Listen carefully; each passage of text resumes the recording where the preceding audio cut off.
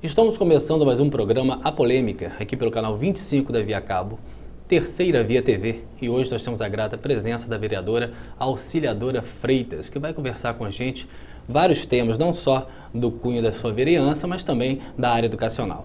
É um grande prazer em tê-la aqui e eu tenho certeza que os nossos telespectadores ficaram muito felizes com as suas abordagens. Muito obrigado pelo convite, Cláudia. É um prazer também estar aqui com vocês. E espero contribuir. Com certeza. Vamos falar um pouquinho da sua experiência na área educacional primeiro. Para quem não sabe, a Auxiliadora foi secretária de Educação do município de Campos e nós sabemos que a área de educação, como a área de saúde, são áreas extremamente sensíveis, áreas que por mais que você se empenhe, que você trabalhe, sempre problemas existirão. E eu vou colocar uma temática para ela e é muito bom tê-la aqui para a gente saber a sua leitura que ela vai fazer dessa questão. A questão é referente ao IDEB, né? Nós sabemos que o município de Campos tem uma colocação bem aquém do que nós esperamos, mas eu gostaria de saber de você. Nós estamos em penúltimo lugar, né? E qual a visão, leitura que você faz como educadora e como ex-secretária de Educação do município de Campos? Olha, Cláudio, na verdade, a educação no Brasil, ela não está bem, de uma maneira geral, né? A questão de você estar em primeiro, em segundo, em último, em penúltimo, é uma questão que a gente precisa analisar com muito cuidado, porque as diferenças de pontuações são mínimas. Então, na verdade, existe um parâmetro. A educação do Brasil ainda não está bem. Ela avançou? Avançou. Claro que avançou, né? Mas ela está avançando muito lentamente e precisa haver um investimento muito maior, uma valorização efetiva, um cuidar efetivo dos educadores, um investimento maciço na qualificação desses educadores, né, na estrutura de trabalho dele, para que realmente o Brasil venha dar aquele salto de qualidade que é necessário dar na educação pública brasileira. Em relação a Campos, para mim, analisar a educação é muito complexo, porque a educação é algo que ela é plural, ela é coletiva e ela é processual. Então, são vários atores envolvidos na questão, né? É o poder público, é a sociedade de uma maneira geral, os pais, os alunos, os professores, equipe técnico-pedagógica, enfim, são muitos atores envolvidos nesta questão. Agora, em relação ao IDEB de Campos, e não é só em relação à questão da gestão educacional, mas a descontinuidade administrativa nas políticas públicas no Brasil, isso é perverso com a educação. Eu fui secretária de Educação durante 8, quase 9 anos, né? Nós implementamos uma série de programas neste município, onde, em 2000, Cláudio, nós tivemos a visão e nós transformamos o ensino fundamental de Campos dos Goytacazes em 9 anos. Nós fomos o primeiro município do Brasil a implementar o ensino de 9 anos, porque a gente entendia que a alfabetização ela não estava nem na educação infantil e nem no ensino fundamental. E ficava perdido. E nós implementamos aqui só em 2006 que o MEC colocou em termos de Brasil. Nós implementamos aqui projetos de reforço de aprendizagem, de complementação de estudos. Nós implementamos a animação cultural para que a identidade cultural do nosso município e através das diferentes linguagens, os nossos alunos pudessem estar suprindo as suas dificuldades na leitura, na interpretação, no cálculo.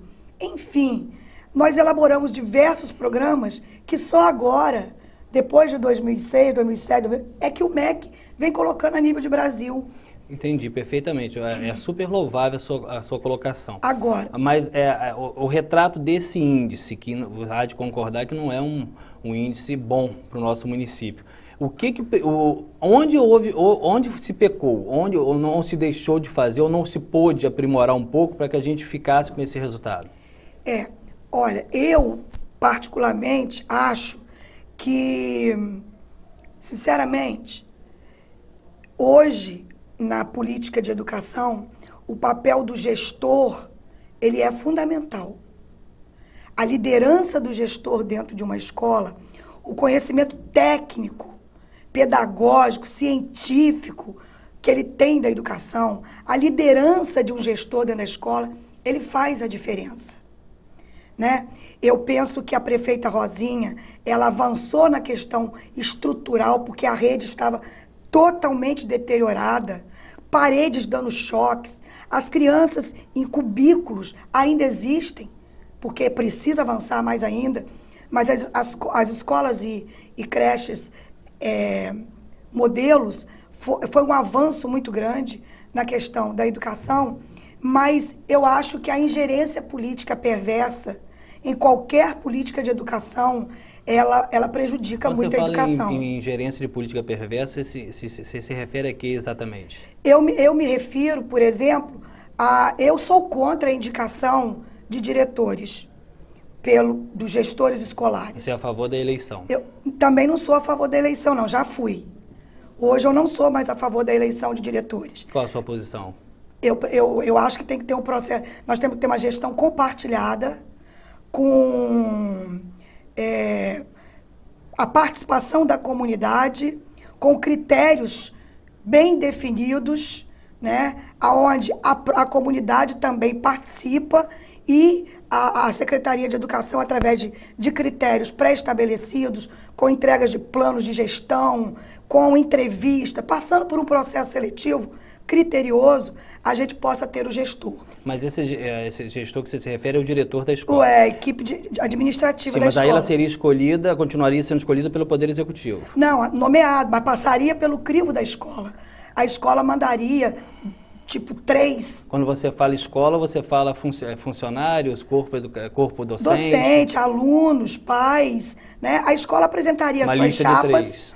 Isso, uma lista tríplice, encaminharia o seu plano de gestão, né, para a secretaria, seria analisado, essa equipe passaria por uma entrevista, e aí, dentro dos critérios já pré-estabelecidos, de forma técnica e científica e pelo perfil. Porque não é qualquer pessoa que quer ser gestor que é gestor. O gestor tem características, não basta você ser só...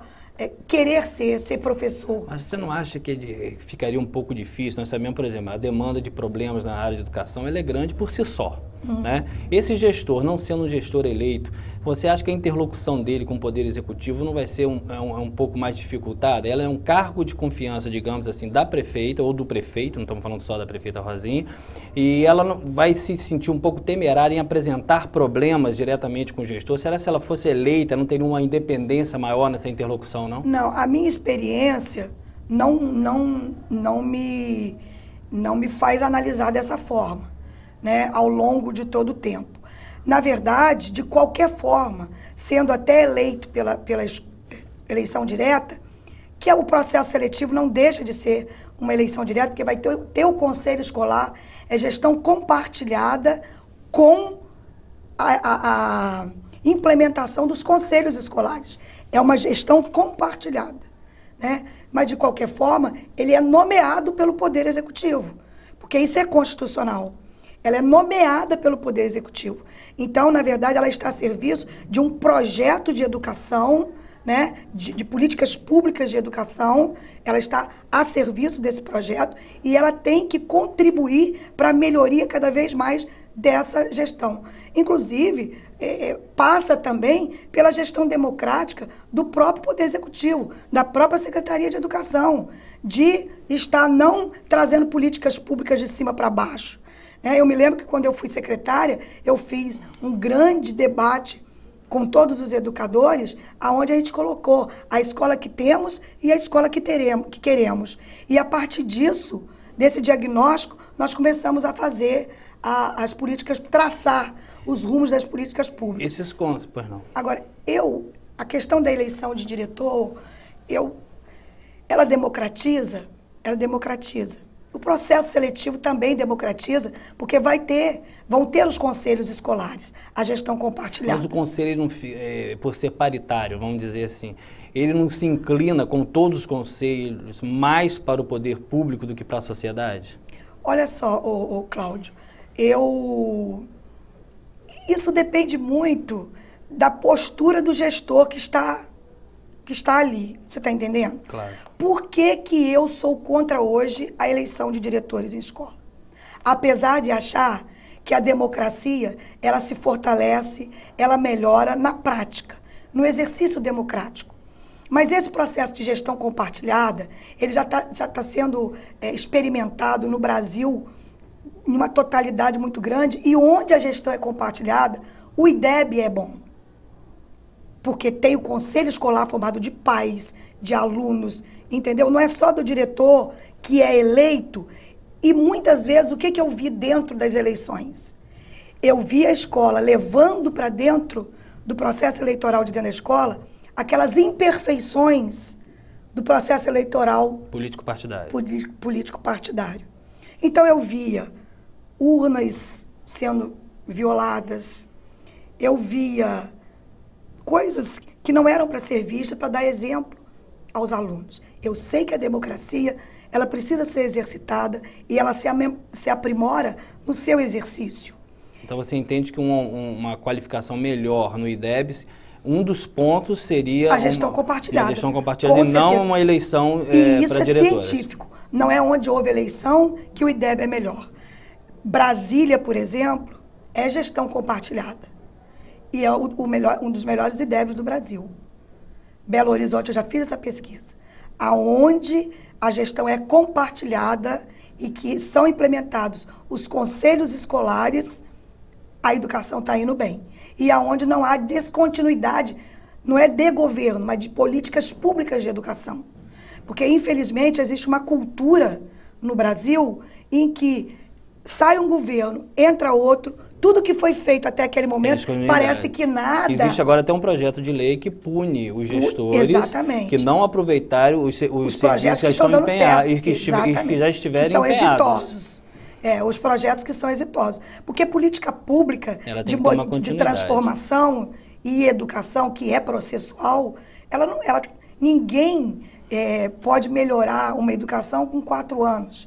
Educação, eu tive a oportunidade de dizer isso em 2009. Mas com relação ao IDEB, a gente já vem tendo nota baixa já há bastante tempo. Razoável. Mas justamente por isso, as descontinuidades administrativas. Você está entendendo? Eu fui secretária de Educação de 1997 a 2003. Né? Quando, em 2003, eu pedi para sair. Naquele momento, nós recebemos uns 6 prêmios como a educação no estado do Rio de Janeiro, que estava tendo melhor desempenho e que estava avançando no processo das políticas públicas de educação no país. E eu recebi até um prêmio internacional da Câmara de Dirigentes de Integração Latino-Americana, que premiou, ligado aos países do Mercosul. Foi uma pesquisa que eles fizeram, realmente, eles pesquisam as diferentes áreas das políticas públicas, e Campos foi o único município do estado do Rio a ir lá apresentar os projetos que estavam sendo desenvolvidos pelo desempenho que ele estava tendo. Então foram 8 anos, quase 9, de políticas públicas implementadas sem sofrer descontinuidade. E focando em uma análise avaliativa de onde a gente tinha que pontuar e fazer uma política de intervenção. Porque as pessoas falam muito na questão da aprovação automática. Isso é uma questão que dá um debate muito longo. Dá um programa inteiro. Dá um programa inteiro. Porque, para mim, não tem aprovação automática quando você estabelece políticas de educação no processo, para dar eficiência ao processo. Quando o processo tem eficiência, ele vai ter eficácia no resultado. Agora, quando você deixa a coisa acontecer e você quer só resolver no final... É porque sempre deixa a impressão... não é só no nível educacional básico, não, até nas próprias universidades. A própria descaracterização do vestibular, né, das outras alternativas de entrada, fica parecendo que os gestores públicos, em qualquer âmbito, ele quer que a pessoa se gradue, independente se ela tem qualidade ou não. Né? Eu acho que o enfoque é o mesmo. É o mesmo. Então, se você não oferece suporte pedagógico, alternativas pedagógicas no processo, para que você possa, por exemplo, estar dando reforço escolar, complementação de estudos ao aluno que está com dificuldade de aprendizagem, você vai fazer reprovação automática também. Porque você encontra na reprovação o único instrumento de achar que o aluno vai aprender. E não é assim. Mas essa reprovação também, se ela for muito grande, ela não gera um desgaste político também?